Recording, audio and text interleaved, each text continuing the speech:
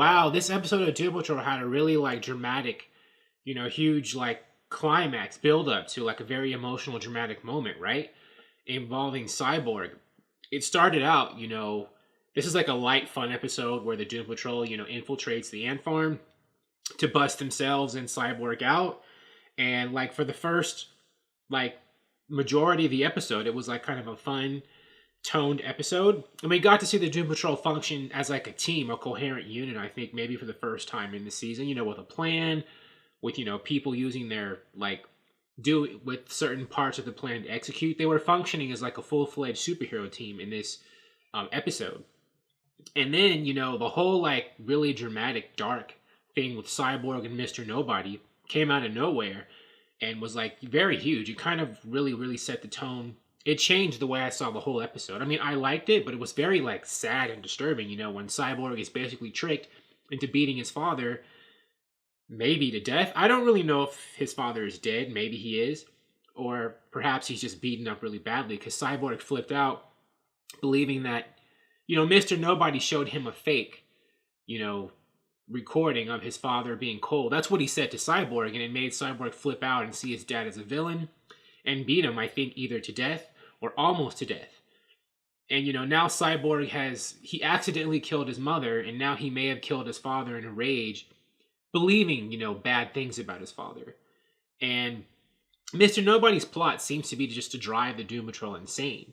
The things that have happened to Cyborg in this episode, coupled with the stuff that's happened to him earlier in his life, that could drive him over the edge and make him lose his mind, which is what happened to that old 50s Doom Patrol that we saw earlier in the episode, and what Mr. Nobody seems to want to do to this iteration of the Doom Patrol too, just drive them loopy.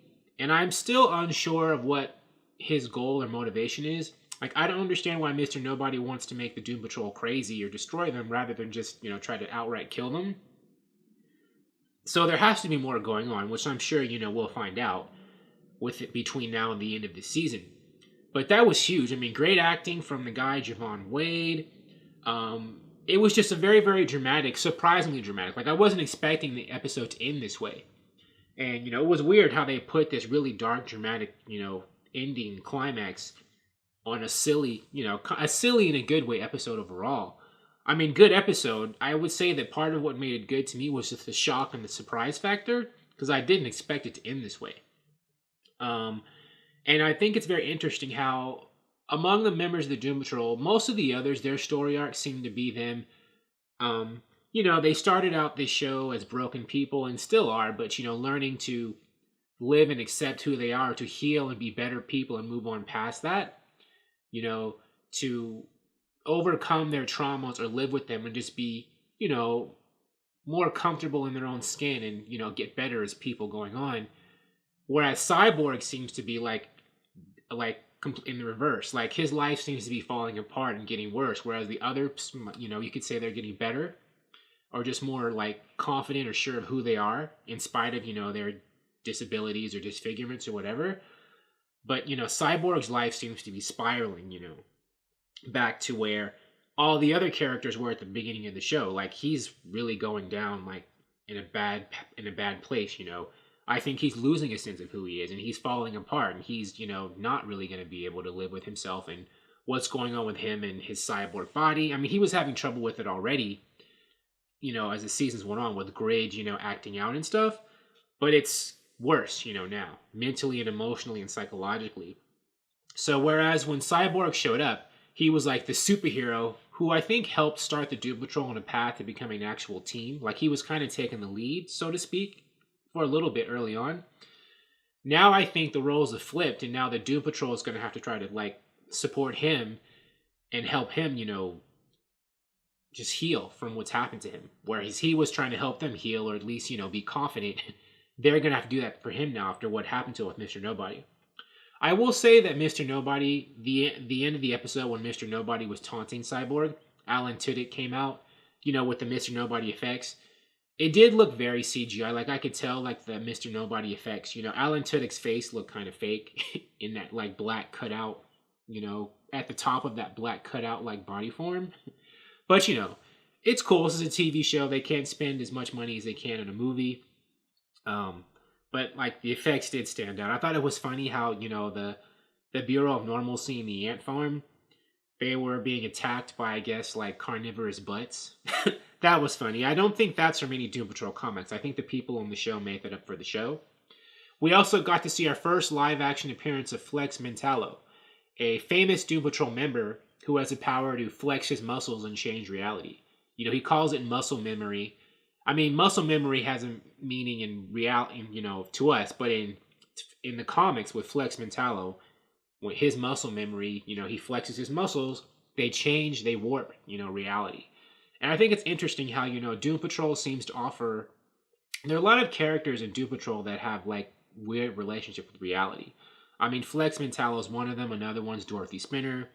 Danny the Streets kind of sort of, he kind of crosses, he does. He involves reality too, reality changing and warping reality. Casey Brink, and I think there's probably some others I've forgotten too. But, and Mr. Nobody, in this Doom Patrol live action TV show, I think he like changes reality and stuff, or at least people's perceptions of reality. And in the comics, his crimes did involve changing reality too, or at least people's sanity. And, which is their relationship with reality, you could say. So all in all, good episode, very surprisingly dark and dramatic. I did feel kind of bad. It was very sad to see Cyborg beat his father up for something his father wasn't responsible for. Like, I know they've tried to set it up where Cyborg's dad isn't really the greatest father, but he wasn't that bad, and Cyborg thought he was, which is just going to add to Cyborg's guilt and his trauma, especially if his father is actually dead. So, horrible. I mean, this makes Mr. Nobody. We already knew Mr. Nobody was a horrible person, but now the Doom Patrol is going to be more determined than ever to, defeat him. And because this is their show, I'm sure they will, I think. But, so sad that Cyborg had to be, go through such a wringer emotionally before that happened. I think Cyborg has gotten it the worst so far of all the Doom Patrol members when it comes to what they've had to face because of Mr. Nobody. So, wow. I'm very interested to see. The next episode, I think, is going to be the Flex Mentallo episode. Or at least where he'll be featured more. He debuted here, hairy and disheveled, which is how he debuted in the Doom Patrol comics. But, eventually he's going to shave his hair off, his facial hair, and be like this buff dude underneath, all that stuff. So I guess next episode we'll see that, and, beyond that, and further in the episode is, what's going to happen? How is Cyborg going to recover from this? And how will the Doom Patrol finally defeat and overcome Mr. Nobody? Thanks for watching. If you like this video, please like it on YouTube and subscribe to the channel because I appreciate your viewership, and I'll talk to you soon. Bye.